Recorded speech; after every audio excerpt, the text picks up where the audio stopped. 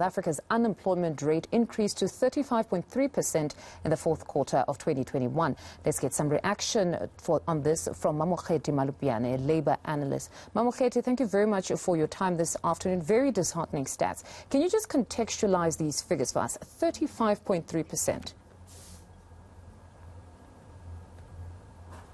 Hi, good afternoon, and thank you for having me. Absolutely.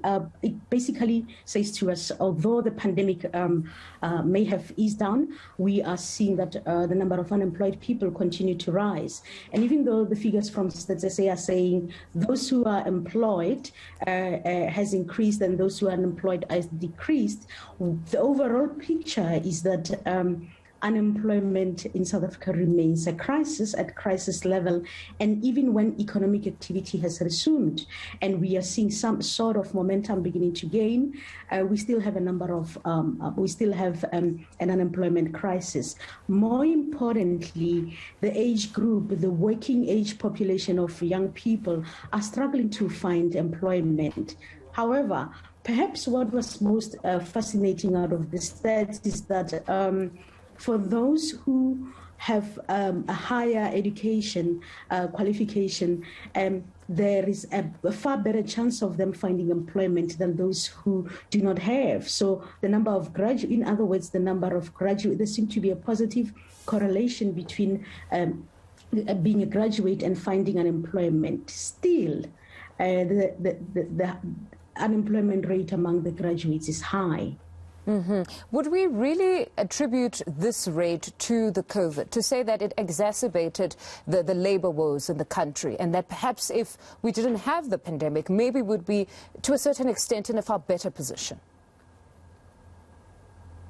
In a way, yes, we can add to that. We can say it acted as a catalyst to the condition being repressed, but also to unemployment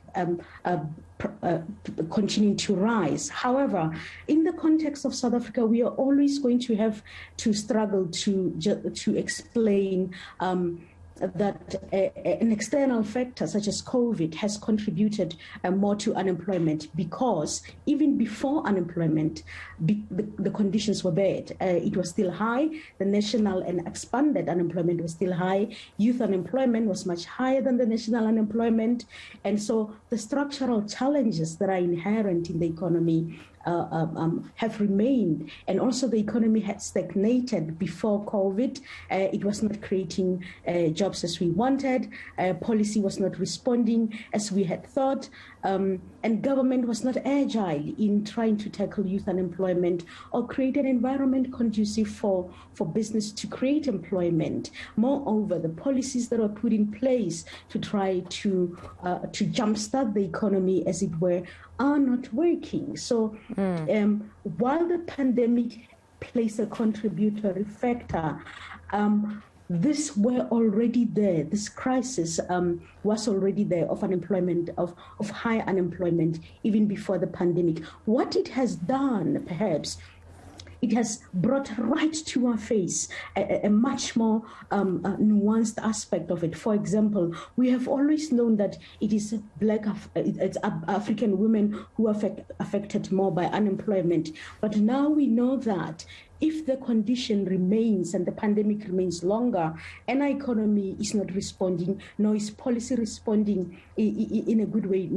and we do not have government that put measures in place to respond to this, we are going to have a long-term cycle of a generational inherited or passed on unemployment among Black women, because they cannot find jobs, they remain at the periphery of the economy, but also they are unable to break the poverty cycle that affects them. So it bodes for a wider picture and a long-term picture of more women being more disadvantaged because unemployment is increasing, but also because of the pandemic that has made the condition worse.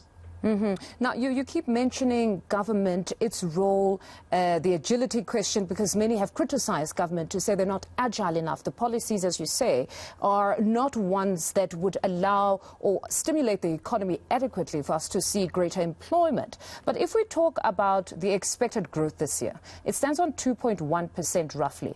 Would that be adequate or make a meaningful dent to this unemployment figure that we see now? No, it wouldn't. And we would be clutching at straws to assume that it would make a dent to unemployment. I think South Africa is going to need to structurally overhaul some of its policies and how it is tackling unemployment. To date, I write regularly in my column, to date, we do not have really a clear picture of what government means by job creation or setting aside money, as we have seen in February with the budget speech that they've set aside money for job creation. We do not know clearly what does that mean. Even, for example, when you take the previous investment summit that just happened last week, in the commitments and the pledges that are made, how is that going to materialize into practical, implementable process that are going to create jobs? And what happens when the environment is not friendly enough for private sector that has committed those pledges towards helping South Africa jumpstart its economy or get the economy going? So those are some of the issues that we're seeing. So even though we anticipate or we project that growth will be at a particular percent, 2.1% or more, up until government tackles the issues of corruption, of the problems of public governance and accountability, we have a crisis. We have a crisis that one cannot address the imminent issue of how do we get many of South Africans into a workplace or jobs or opportunities, but also be able to generate an income. Two, how do we have policies that are responsive and in so doing can really create an environment that enables further investment into the economy. And often the challenge of that, besides the external factor of the geopolitics globally and the conditions that are happening and the situation that is happening outside globally, we seem to be limited as South Africa in our response to how do we tackle the crises that are facing us in the midterm and in the long term. And often, at the heart of that inability to move forward is the upper hand or the strong hand of politics on one's social reality, on economic reality. By that I mean where politics seem to be have insulated South Africa in a weighted response because our leaders are preoccupied with their own political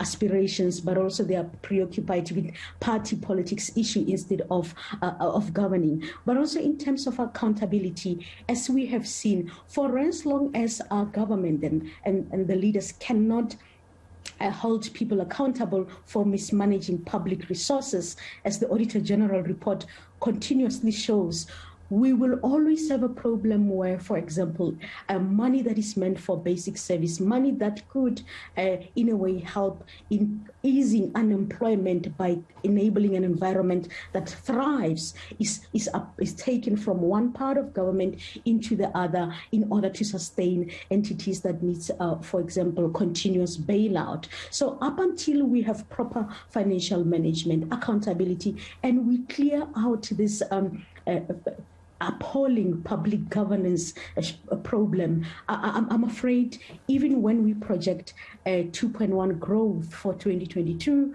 and moving forward, we will always have these issues that act as constraint for tackling unemployment. You touch on government leaders' preoccupation with party politics, where it's about self-preservation here. But insofar as organised labour is concerned, they used to, particularly COSATU as a labour federation, they used to enjoy some sort of a rapport, obviously, with the ruling party and could influence policy to a certain extent. What is your take right now? Do you believe organised labour, in fact, can influence, or has that much of an impact on what is happening in society now, particularly insofar as these labour stats, unemployment and even corruption is concerned?